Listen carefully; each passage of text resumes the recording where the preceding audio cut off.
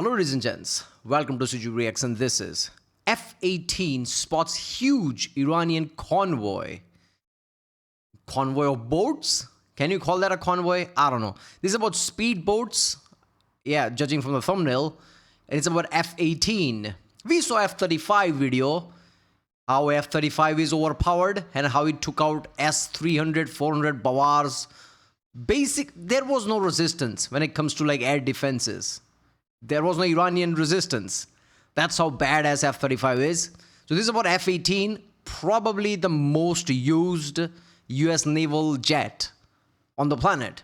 US projects power through Navy, obviously. And there's only one plane for decades now. It's F-18. Now it's changing to F-35. But it's going to be interesting. This is by channel Global Powers. Let's watch this one. Across the deck and check the equipment. Within minutes, the vessel begins the mission. On the bridge, Iranian officers check radars for possible targets in the area. Iranian destroyer leaves the coastline and moves deeper into open waters. Iranian forces deploy this ship to establish presence in the area and possibly threaten another vessel. But American forces already prepared special present, a Los Angeles-class submarine. Long before the Iranian destroyer began its patrol, U.S. intelligence received an interception from Iranian commanders. The order to neutralize the ship goes out immediately. Commander gives orders to take the positions and prepare the weapons. Wasn't it corvette? Was it a destroyer? I thought it was a corvette. Crew members search for its target. As soon as the coordinates are confirmed, Commander gives an order to fire the torpedoes.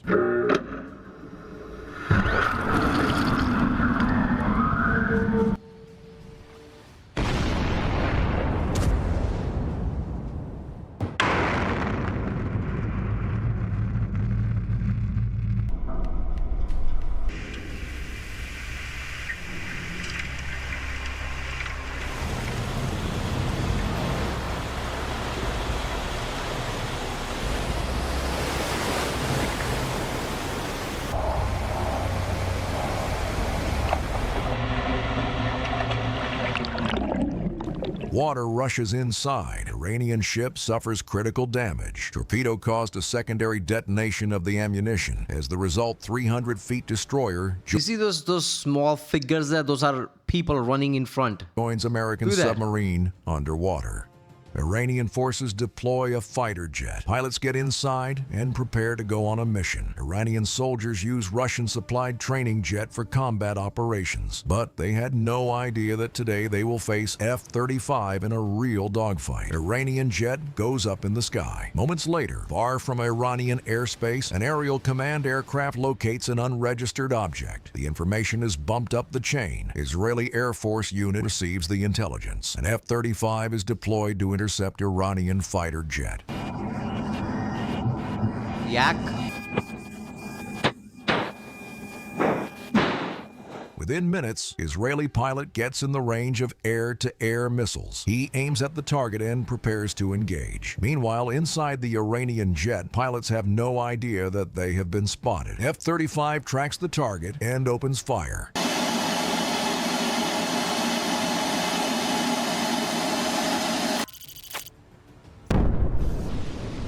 Missile hits the fuel tanks and turns Iranian jet in a massive fireball. Dogfight ends as quickly as it started. F-35 left Iranian pilots no time to react. Iranian people managed... Dogfighting F-35 with a Yak, yeah. All right. At the time, I researched what Yak 130 was. It wasn't, I mean, you never heard of like something like Yak, right? But when I researched it, I realized like it's decent plane, man. It's not as old as you would think. It's decent plane. But against F-35, I mean, come on. To film the aftermath from the ground. They thought that American jet was shot down by air defense. Iranian soldiers supply a large portion of weapons to Hezbollah. U.S. and Israeli forces work together to locate a massive storage of missiles. Reaper drone flies high in the sky. With the help of ground intelligence, it locates the missile storage. Drone operators carefully observe the site. Once the target is fully verified, the coordinates are reported to the chief chief officer. U.S. and Israeli commanders coordinate their actions. When the strike plan is approved, an F-35 is deployed on a mission to destroy the missile storage.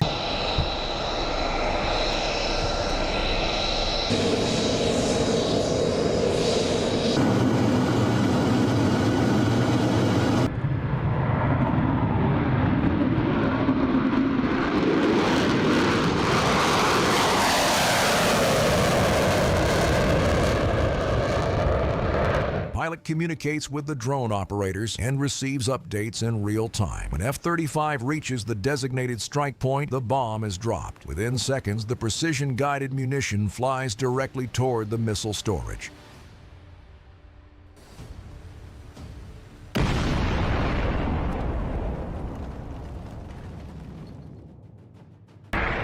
Do you see how it spins? Even when the afterburner is like shooting, it spins to stabilize it. Oh, that's so good. Bomb hits the target directly. Explosion causes a massive detonation of the missiles inside. As the result, the whole building is now completely vanished. After successfully completing the mission, the F-35 returns to the Allied Air Base in the region. Iranian forces prepare their ballistic missiles. These are real events, by the way. The Corvette one, the Yak one, this depot, right? This is not one of those channels who just says things. No, this is real events.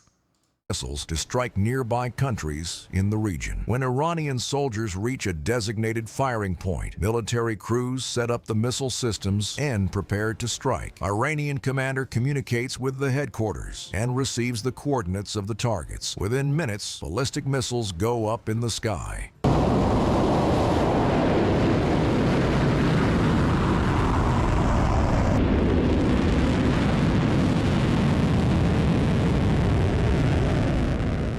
Far from Iranian skies, inside the early warning center, the crew identifies the threat within seconds. U.S. soldiers monitor the trajectory and report this information immediately. A local air defense unit receives the information about incoming missiles. Patriot battery locks on target. As soon as the Iranian missile gets in the range, a ground-to-air missile is fired.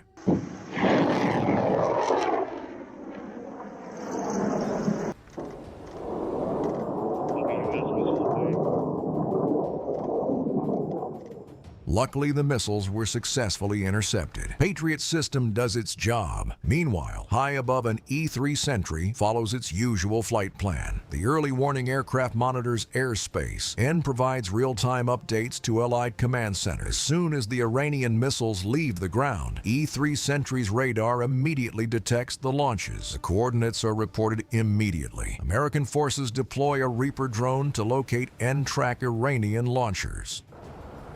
It's the whole command center inside E3 Sentry. Like everybody's sitting with computers and chairs, eye in the sky basically. Anything beyond even visual range, Sentry will pick anything up. Any launch, oh, that's where it is.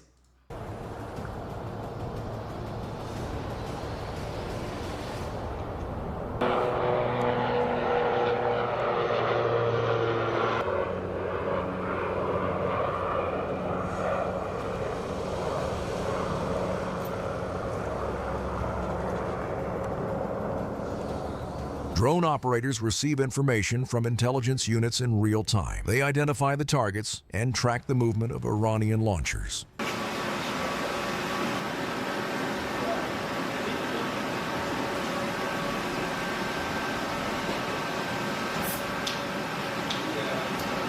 Does that blurring work? The exact location of the launchers is now well known. Meanwhile, on the deck of the aircraft carrier, pilots prepare for the mission. Rank 4-7.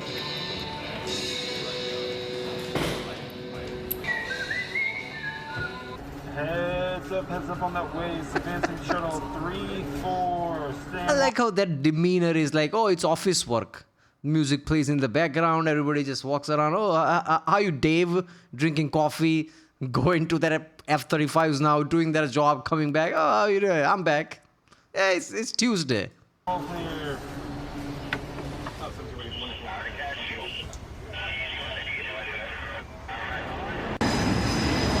Now F-18 comes.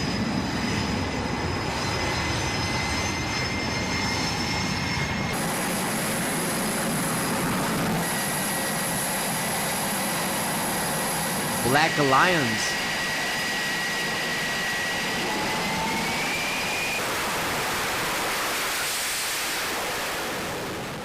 F-18 goes up in the sky. At the same time, on an Allied air base, F-35 is getting ready to join the mission.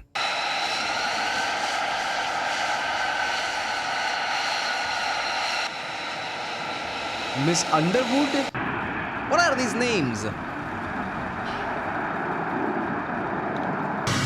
It's a B variant.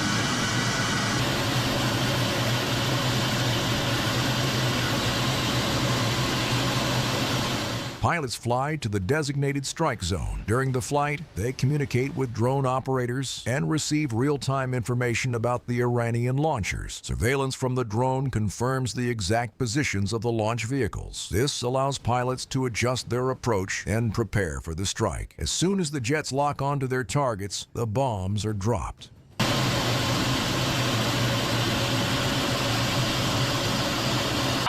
Ready for 9-line 20 Alpha. Over 1-1 ready.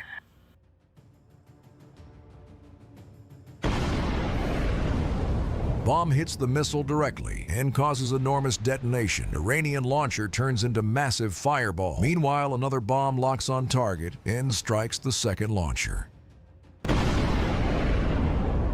precise hit. The bomb lands straight on the missiles. This launcher will not fire again. Man, we are taking for granted how accurate these things are. It's literally hitting the truck, not around it, not close it, right? The accuracy is supposed to be a certain error margin. And truck, it's not that big comparatively, like how the target's supposed to be. But these missiles are hitting the truck itself. That's the precision here. F-35 also joins the party and strikes yet another Iranian launcher. J-Dams probably. Bomb hits the launcher and triggers a massive detonation. Small metal fragments fly hundreds of feet in the air. Iranian launcher burns to ashes. Later, jets successfully return to the aircraft carrier.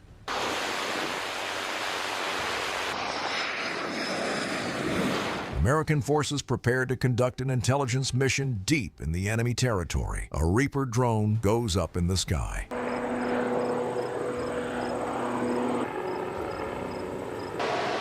No weapons, Drone operators identify possible targets. After a quick confirmation, information about Iranian launchers is reported to the headquarters. Altimeter 299. With information, Sierra. An Allied Israeli unit deploys an F-16 on a strike mission. All right.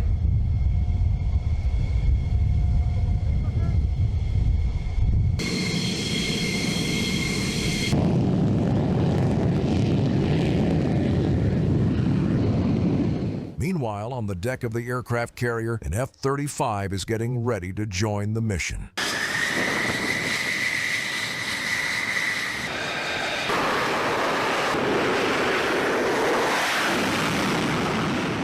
Israeli F-16 reach Iranian skies and prepare to strike. When the coordinates of the launchers are confirmed, the bombs are dropped.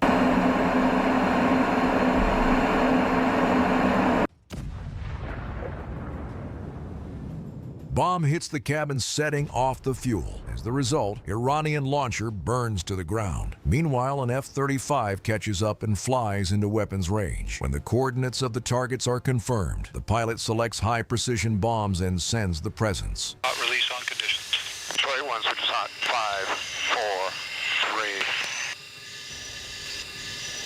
4, 3. Roger. A high-precision munition manages to avoid the bridge and hits the launch vehicle precisely. Meanwhile, the second bomb locks on target and strikes another vehicle. Hiding under a bridge, hiding behind the trees. Yeah, that's not gonna matter, is it? A precise hit. Iranian vehicle is now vanished for good. Oh, there we go. This is an insane sight. But look at that. It's under a bridge. They're like, oh, it's gonna be fine. We've hidden it under a bridge. It's gonna be fine. Nope, it's not. These are real events, unclassified footage, man. This is real footage. We just saw real footage of SAM launchers, whatever S-300 Bawaz, whatever it was, getting destroyed, boats getting destroyed. The collection of events that happened during Epic Fury. This is insane. I like this channel, man. It's showing real footage, compiling real unclassified footage and showing it here basically. Man, that was awesome. The F-18 is like, in a weird way, like really underappreciated. Because people talk about the big ones all the time, like F-15, F-22s, F-35s even, for better or worse, right? But F-18 is like one of those planes that people don't talk about, but it's like one of the most used naval planes, right? Right, well, there you go. If you like my reaction, don't forget to subscribe, and I'll see you next time.